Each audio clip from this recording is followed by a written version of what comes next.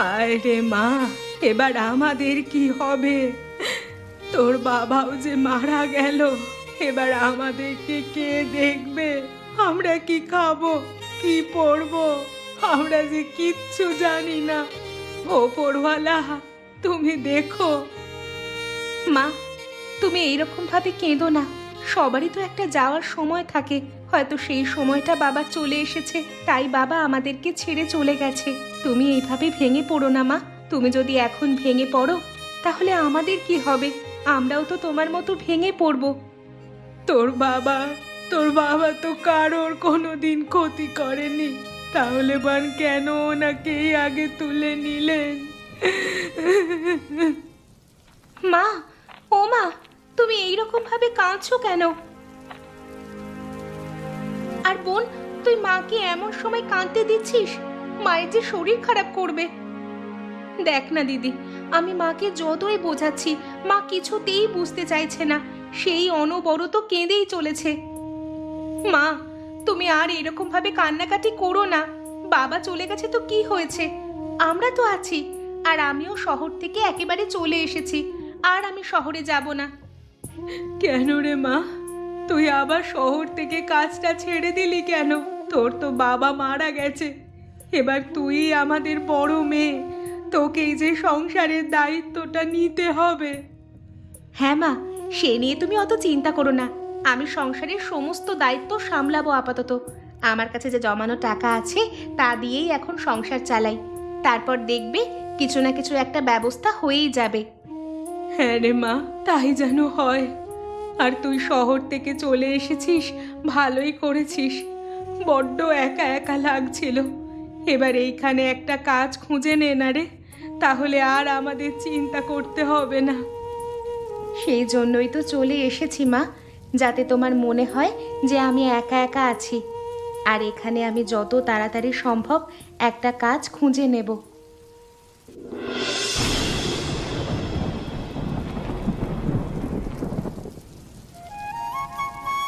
কি গো শুনছো? কই গো, এবার ঘুম থেকে তো ওঠো। সকাল গড়িয়ে যে বেলা হতে চললো, হুঁশ আছে? তোমার দোকানে যাবে না নাকি? কি হয়েছে বলো তো গিন্নি? এত সকাল সকাল কেন ডাকছো? একটু কি শান্তিতে ঘুমাতে দেবে না নাকি? কি এত সকাল সকাল ঘুম থেকে ডাকছি? উঠে একবার বাইরে গিয়ে দেখো যে সকাল আছে নাকি বেলা হয়ে গেছে। আরে গিন্নি, এত রেগে যাচ্ছ কেন? আর তাড়াতাড়ি সকাল হয়ে গেল, আর তুমি এখন আমাকে ডাকছো? তা কি করবো বলো? এই বৃষ্টির দিনে ঠান্ডা আবহাওয়ায় আমারই ঘুম থেকে উঠতে দেরি হয়ে গেছে, তাই তো তোমাকে সকাল সকাল ডাকতে পারিনি। গিন্নি, একটা কথা বলবো তোমাকে। হ্যাঁ বলো, না কি বলবে? আজকে না গিন্নি, আমার দোকানে যেতে একটু ইচ্ছে করছে না। কেন গো, তোমার দোকানে যাওয়ার ইচ্ছে হচ্ছে না কেন? আজকে সকাল থেকে বাইরে এত বৃষ্টি পড়ছে, দোকানে যেতে ভালো লাগে না। একটু তোমার সাথে কোথায় গল্পগুজব করবো তা না, আমাকে দোকানে পাঠিয়ে দিচ্ছ। যাও তো, খালি আজে বাজে কথা। ঠিক আছে, আজ তোমায় যেতে হবে না। নাও, তাড়াতাড়ি হাত মুখ ধুয়ে বাইরে এসো, আমি তোমাকে খেতে দিচ্ছি, তাড়াতাড়ি খেয়ে নেবে। ঠিক আছে, তুমি খাবার বারো, আমি এক্ষুনি মুখ ধুয়ে আসছি। মিতামা, ও মিতামা, দীপিকা, ওই দীপিকা, একবার ঘরে আয়, তোদের সাথে একটু কথা ছিল।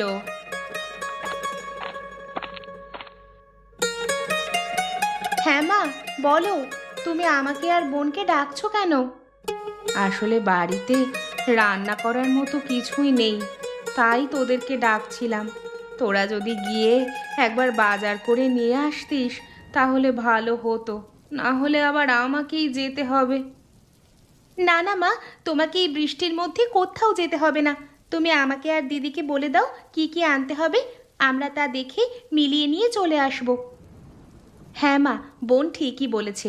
তুমি কি আনতে হবে আমাদেরকে বলো, আমরা এনে দিচ্ছি। এই নে, দোকান বাজার করার ফর্দ, এটা দেখে মিলিয়ে তোরা সব কিছু নিয়ে চলে আসবি। ঠিক আছে মা, তুমি বসো, আমরা দুই বোন মিলে বাজার করতে যাচ্ছি। আর হ্যাঁ, তোরা বাজারে যাচ্ছিস, বাইরে এত বৃষ্টি পড়ছে, দুজনে ছাতাটা নিয়ে যাস। ঠিক আছে মা, তুমি অত চিন্তা করো না, আমি আগে থেকেই ছাতা আর বাজারের ব্যাগটা নিয়ে রেখেছি। ঠিক আছে মা, তুমি বসো, আমি আর বোন বাজার করতে যাচ্ছি। ঠিক আছে মা, তোরা সাবধানে যাস, বাইরে কিন্তু প্রচুর বৃষ্টি পড়ছে। ঠিক আছে মা। আরে অতনুদা, ও অতনুদা। এই তো আমি আছি, তা বলো তোমাদের কি দেব? এই তো দাদা, মা ফর্দ করেই দিয়েছে, তুমি এটা দেখে বাজারের ব্যাগের মধ্যে ভরে দাও।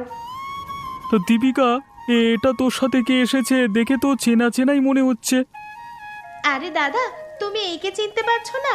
এটা তো আমার দিদি গো। আরে এটা তো তোর দিদি, মানে মিতা নাকি? হ্যাঁ গো দাদা, আমি মিতা। তুমি আমাকে চিনতে পারোনি? কি করে আর চিনতে পারবো বল? তুই সেই কোন ছোটবেলায় নিজের সংসার সামলানোর জন্য শহরে কাজ করতে গেছিলিস, এত বছর পর তুই আমাদের এখানে এসেছিস, তোর মুখের গঠন একেবারেই পাল্টে গেছে, তাই তো চিনতে পারিনি। হ্যাঁ গো দাদা, প্রায় 5 বছর তো বাইরেই ছিলাম, তাই মুখের গঠন একটু তো পাল্টাবেই। আমাদের কত গর্ব বল, তুই শহরে রান্না করতে যাস, এবং দেখ তুই কি অভাগা, নিজের বাবা মরে গেল বাড়ির বড় মেয়ে হয়ে একবারও নিজের বাবার শান্তি কামনা করতে পারলি না। কি করব বলো, আমার যে বাইরে কাজ, আর একদিনে বললেই তো সঙ্গে সঙ্গে বাড়ি ফেরা যায় না, কিছুদিন তো সময় লাগবে। হ্যাঁ হ্যাঁ, সে তো ঠিক। অতনুদা, তুমি সেই সব আগের কথা ছাড়ো, সেই সব কথা শুনলেই আবার কষ্ট লাগে। তুমি তাড়াতাড়ি জিনিসগুলো দিয়ে দাও, আমাদের আবার বাড়ি যেতে হবে তো। হ্যাঁ রে, আমার দেওয়া হয়ে গেছে, এই নে তোদের ব্যাগ। তা অতনুদা, তোমার কত টাকা হয়েছে? তোদের ওই 10 টাকা হয়েছে। এই নাও তোমার টাকা। আর আমরা এখন আসছি গো, আবার পরে আসবো তোমার সাথে কথা বলতে। হ্যাঁ হ্যাঁ, ঠিক আছে, তোরা যা।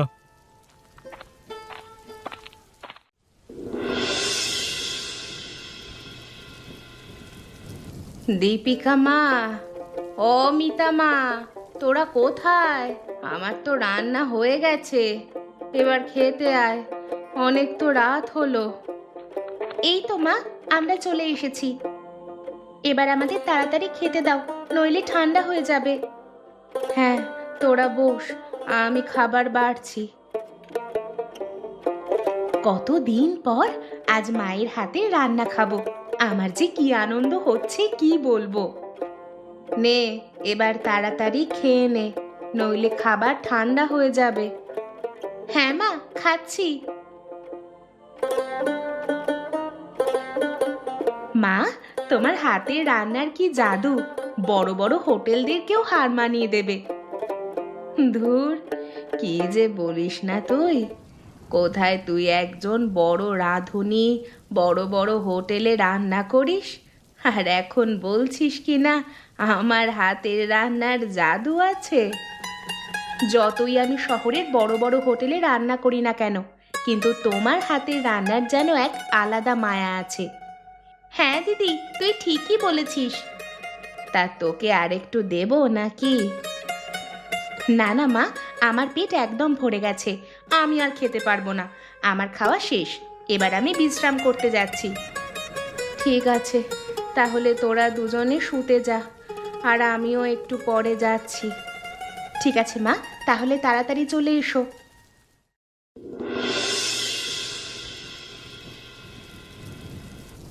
গিন্নি, আরে ও গিন্নি, কোথায় গেলে গো? আমাকে খেতে দাও না, দোকানের দিকে যেতে হবে তো, নইলে যে বেলা হয়ে যাবে, আবার বিরিয়ানি করতে দেরি হয়ে গেলে যে আমার দোকান থেকে অনেক খরিদ্দার বাড়ি ফিরে যাবে।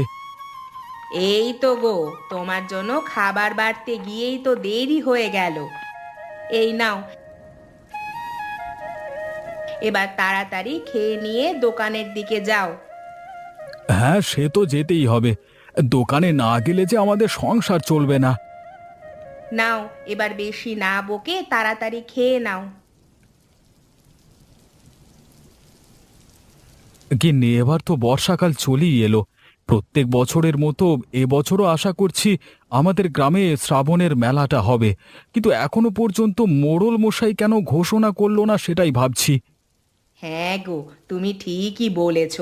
শ্রাবণ মাস তো পড়েই গেল, এখনো পর্যন্ত মেলা হওয়ার কোনো চিহ্ন পেলাম না। আদেও হবে তো? নিশ্চয়ই হবে, কেন হবে না? প্রত্যেক বছর যখন হয় এবছরও হবে। হয়তো কিছু কারণ আছে, তাই একটু দেরি করছে মোড়ল মশাই। সে যাই হোক, প্রত্যেক বছরের মতো কিন্তু এই বছরও তোমাকেই খাবার প্রতিযোগিতায় জিততে হবে। সে আবার বলতে গিন্নি, এই গ্রামে আমি ছাড়া কেউ বিরিয়ানি রান্না করতে জানে না। আবার প্রত্যেক বছরে আমি বিরিয়ানি রান্না করে যেমন জিতে এসেছি, তেমন এবছরও বিরিয়ানি রান্না করেই জিতে আসব এবং অনেক টাকা উপহার হিসেবে বাড়িতে নিয়ে আসব। হ্যাঁ গো, তাই যেন হয়। গিন্নি, আমার খাওয়া শেষ, এবার আমি উঠলাম। আবার দোকানের দিকে যেতে হবে তো। হ্যাঁ গো, তুমি যাও, আর সাবধানে যেও কিন্তু। ঠিক আছে ঠিক আছে গিন্নি, আমি চললাম দোকানের দিকে।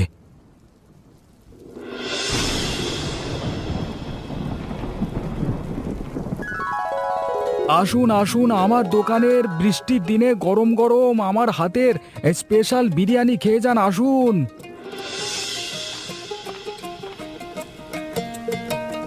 তো শুভেন্দুদা, বিরিয়ানি কত করে দিচ্ছ? তুই দাম জিজ্ঞাসা করছিস কেন রে অতনু? তুই তো এই গ্রামে দিয়ে থাকিস, আর আমার থেকে বিরিয়ানি নিয়ে যা, আর তুই আমার দোকানে বিরিয়ানির দাম ভুলে গেলি? এই, না না, সে ভুলবো কেন? আমি ভাবলাম হয়তো এই বৃষ্টির দিনে বিরিয়ানির দাম একটু কমবে, তাই জিজ্ঞেস করলাম। না না, বৃষ্টি পড়ুক আর যাই পড়ুক, আমার দোকানে বিরিয়ানির দাম 20 টাকাই থাকবে, আর 1 পয়সাও কমবে না। তোমার দোকানে বিরিয়ানির দাম বড্ড বেশি। তুমি শুধু এই গ্রামেতে একাই বিরিয়ানি করতে পারো বলে তোমার প্রচুর অহংকার না? প্রতি প্লেটের বিরিয়ানির দাম তুমি 20 টাকা করে নেবে।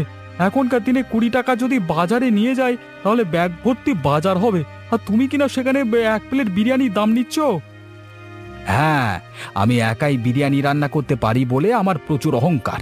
যদি তোদের এতই বিরিয়ানি খাওয়ার ইচ্ছে থাকে, তাহলে তোরা রান্না করে খা না, দেখি কেমন বিরিয়ানি রান্না করতে পারিস, দেখবো। শুভেন্দুদা, তোমার অহংকারের জন্যই দেখবে তোমার এই দোকানটা একদিন বন্ধ হয়ে যাবে, তখন তুমি কেঁদে কুল পাবে না। হ্যাঁ হ্যাঁ হ্যাঁ, তুই যা তো, বিরিয়ানি কিনবি না, বাড়িতে যা। এদিকে আমার বাড়ি যাওয়ার তো সময় হয়ে গেছে, আর মাথাটা আমার খাস না। এবার আমি দোকান বন্ধ করব। আর কত এলো কতই বা গেল, আমার কিচ্ছু করতে পারলো না, আর ভবিষ্যৎও পারবে না, যত সব। আনন্দ সংবাদ, আনন্দ সংবাদ, সবাই শুনুন। আগামী 2 দিন পরে আমাদের গ্রামে প্রতি বছরের ন্যায় এবছরও হতে চলেছে সেরা বনের মেলা। আর এই মেলায় মধ্যে প্রত্যেক বছরের মতো এবছরও খাবারের প্রতিযোগিতা হতে চলেছে। এই যেই যেই ব্যক্তি প্রতিযোগিতায় অংশগ্রহণ করতে ইচ্ছুক, তারা সেই দিন মেলায় উপস্থিত থাকবেন। যদিও প্রত্যেক বছরই আমাদের গ্রামে শুভেন্দুই প্রতিযোগিতা জেতে, আশা করা যাচ্ছে এবছরও প্রতিযোগিতা শুভেন্দুই জিতবে। প্রত্যেক বছর শুভেন্দুদা জেতে বলে কি এবছরও জিতবে? তার কি গ্যারেন্টি আছে? এবছর তো নাও জিততে পারে। আরে কি হচ্ছে এখানে? এত ভিড় কেন? আর আমাকে নিয়ে কিসের আলোচনা হচ্ছে? হ্যাঁ, আসলে শুভেন্দু, গত 2 দিন পর আমাদের গ্রামে ওই শ্রাবণের মেলা হতে চলেছে। সেটাই গ্রামের লোক মানে লোকেদেরকে জানাতে আমরা এখানে এসেছি। এই সেখানেই এত ভিড় জমেছে।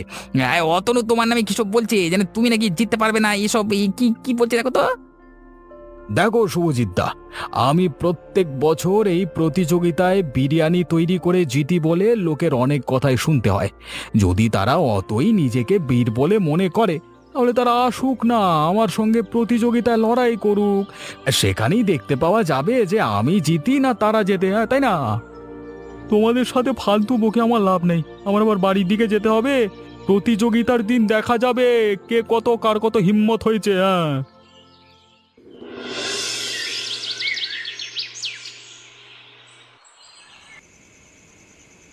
কাকিমা, কাকিমা বাড়িতে আছো? তোমার সাথে একটু কথা ছিল।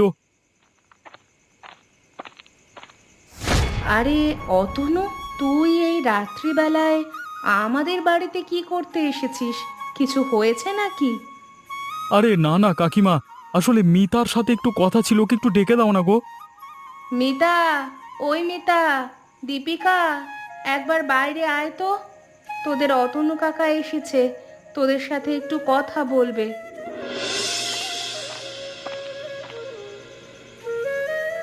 আরে মা, এই রাত্রিবেলা আমাদেরকে কেন ডাকলে? আর অতনু কাকা, তুমি এই রাত্রিবেলায় আমাদের বাড়িতে কি করতে এসেছো? আসলে আগামী দুদিন পর আমাদের গ্রামে শ্রাবণের মেলা হতে চলেছে। আর তুই তো জানিস, প্রত্যেক বছরে আমাদের এই শ্রাবণের মেলাতে খাবারের প্রতিযোগিতা হয়।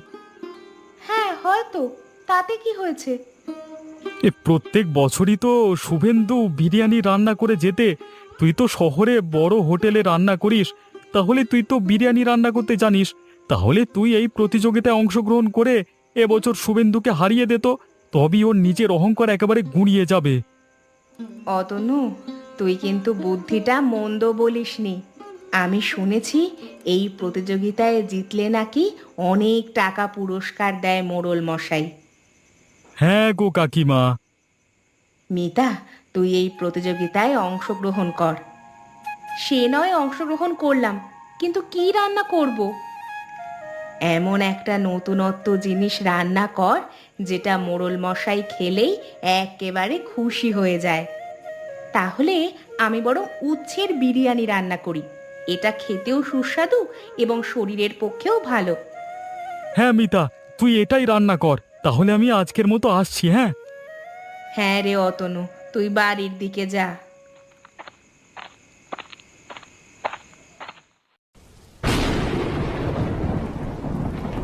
আরে কি হলো গো তোমার? তুমি ভিজে ভিজে বাড়িতে এলে। তোমাকে তো আমি ছাতা দিয়েছিলাম, তাহলে তুমি ভিজে গেলে কি করে? বাইরে প্রচুর বৃষ্টি পড়ছিল, তাই ভিজে গেছি। কি হলো গো তোমার? তুমি এইভাবে কথা বলছো কেন আমার সঙ্গে? আজকে কি হয়েছে জানো তো? অতনু আমার দোকানে যায়, আমাকে বলে যে আমি নাকি প্রত্যেক বছর বিরিয়ানি রান্না করে প্রতিযোগিতায় জিতি, তা আমি নাকি অন্য কিছু করতে জানি না। এই বলে আমাকে সে অপমান করেছে জানো।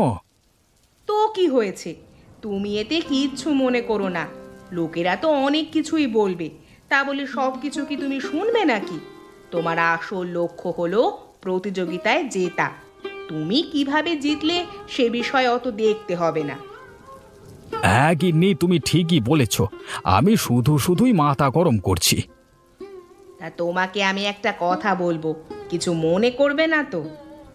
না না গিন্নি, বলো না, কি বলবে?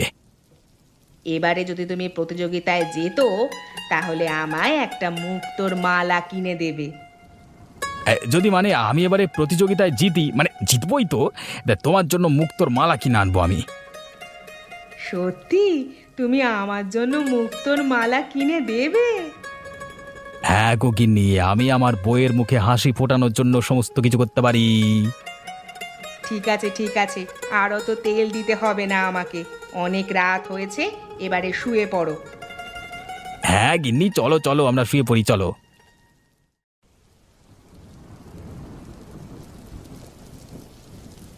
আরে কোথায় গেলি রে তোরা?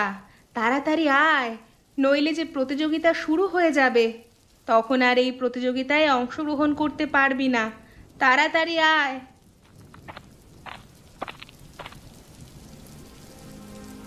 এই তো গো মা, আমাদের হয়েই গেছে, এবার তাড়াতাড়ি চলো।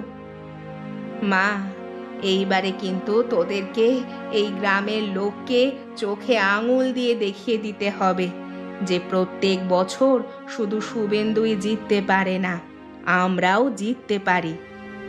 হ্যাঁ মা, আমি আমার সাধ্যমতো চেষ্টা করব জেতার। তারপরে তো তোমার আশীর্বাদ আছে আমার সাথে, দেখবে আমি ঠিক জিতেই বাড়ি ফিরব। হ্যাঁ মা, আমাদের আশীর্বাদ তোর সাথে সব সময় আছে।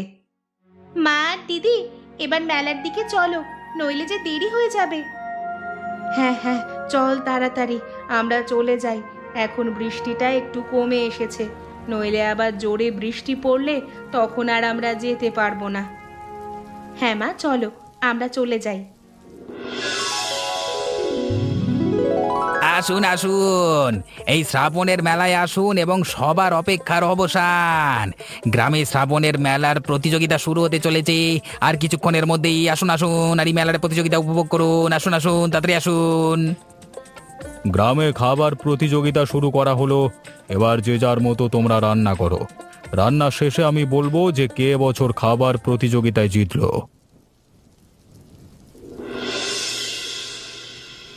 মিতা, তুই নাকি আমার সঙ্গে প্রতিযোগিতায় অংশগ্রহণ করবি? গত 10 বছর ধরে আমি এই প্রতিযোগিতায় জিতে এসেছি। তুই নাকি আমার বিরুদ্ধে প্রতিযোগিতায় নেমেছিস? হ্যাঁ, তোমার বিরুদ্ধেই প্রতিযোগিতায় নেমেছি। আর প্রতিযোগিতায় অংশগ্রহণ করা খারাপ নাকি? জিতলে জিতবো, হারলে হারবো, সেটা প্রতিযোগিতার শেষেই দেখা যাবে। হ্যাঁ হ্যাঁ, তোর সাথে ফালতু গেঁজিয়ে তো লাভ নেই। আমি তাড়াতাড়ি রান্না করি, পরে আবার মোড়ল মশাইকে খেতে দিই, তারপর দেখি কি বলে। হ্যাঁ, তুমি রান্না করেই যাও। আমার তো রান্না হয়েই গেছে। এবার আমি মোড়ল মশাইকে খেতে দিচ্ছি। সে কি রে, তুই এত তাড়াতাড়ি রান্না করে মোড়ল মশাইকে খেতে দিয়ে দিলি? আমার তো কোনো রান্নাই শেষ হলো না। সব সময় বড় বড় কথা বললেই হয় না, কাজেও কিছু করে দেখাতে হয়। এই যে, তোর সাথে কথা বলতে বলতে আমারও রান্না শেষ হয়ে গেছে। এবার দেখি কে যেতে। হ্যাঁ হ্যাঁ, দেখাই যাক তুমি যেতো নাকি শহরের হোটেলে কাজ করা আমার দিদি যেতে।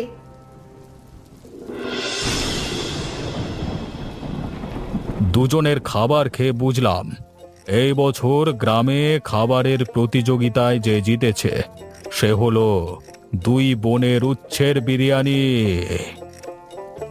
কেন মোড়ল মশাই, মিতা আর দীপিকা কি রান্না করেছে যে আমার রান্না আপনার কাছে এত খারাপ লাগলো? আমার কাছে তোর স্পেশাল বিরিয়ানি খারাপ লাগেনি, কিন্তু ওরা যে বিরিয়ানিটা রান্না করেছে সেই বিরিয়ানিটা হলো উচ্ছের বিরিয়ানি। এটা খেলে শরীরের পক্ষে ভালো হয় এবং কম মশলাপাতি ছাড়া তারা রান্না করেছে, তো এবছর তারাই জিতেছে। কি গো শুভেন্দুদা, খুব তো বড় বড় কথা বলেছিলে যে গত 10 বছর ধরে আমাকে কেউ হারাতে পারেনি। তাহলে আমি এবারে হারিয়ে দিলাম তো? তুমি এই প্রতিযোগিতায় নিশ্চয়ই জিততে, কিন্তু তোমার এত অহংকার হয়ে গেছিল যেন তুমি মনে করেছিলে তোমার থেকে ভালো আর কেউ রান্না করতে পারে না, তাই তুমি হেরেছো। মিতা, আমার অনেক বড় ভুল হয়েছে রে। আমি তোর মতো একজন বড় রাঁধুনিকে অনেক বড় বড় কথা বলে ফেলেছি, আমাকে ক্ষমা করে দে। এবছর খাবার প্রতিযোগিতায় মিতা আর দীপিকা জেতায় তাদের প্রাপ্য উপহার 500 টাকা তাদেরকে উপহার হিসেবে দেওয়া হলো। ধন্যবাদ মোড়ল মশাই। তা মিতা, তুই শহর ছেড়ে গ্রামে চলে এলি কেন? তুই তো শহরে বড় বড় হোটেলে রান্না করতিস। আসলে বাবা মারা যাওয়ার পর আমাকে সংসারের দায়িত্বটা সামলাতে হবে, তার জন্যই আমি গ্রামে চলে এসেছি শহর ছেড়ে। ও আচ্ছা, এই ব্যাপার। তুই চিন্তা করিস না, তোকে আমি শহরে পাঠাবার ব্যবস্থা করব। তাতে যত টাকা খরচা হয় আমি করব। আর তোর মা বোনের দায়িত্ব এখন আমার উপর। তুই চিন্তা করিস না, তুই বাইরে গিয়ে আবার বড় বড় হোটেলে আবার রান্না শুরু কর, বুঝলি? ধন্যবাদ মোড়ল মশাই, আমাদেরকে এতটা সাহায্য করার জন্য।